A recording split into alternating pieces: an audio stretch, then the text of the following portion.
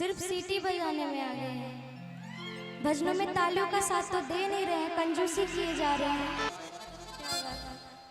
और मीठी मीठी तालियों का साथ देते कहना है, हो साथी हमारा कौन बनेगा, साथी हमारा कौन बनेगा, तुम ना सुनोगे तो कौन सुनेगा, तुम ना सुनोगे तो कौन सुनेगा, साथी हमारा कौन बनेगा, साथी हमारा कौन बनेगा। ऐसे कंजूसी करने से नहीं चलेगा, तालियों का साथ दीजिए, ठीक है ना। कि 1 2 3 4 साथी हमारा कौन बनेगा, साथी हमारा कौन बनेगा, तुम ना सुनोगे तो कौन सुनेगा, तुम ना सुनोगे तो कौन सुनेगा। तालियों का साथ देते हुए क्या बात है।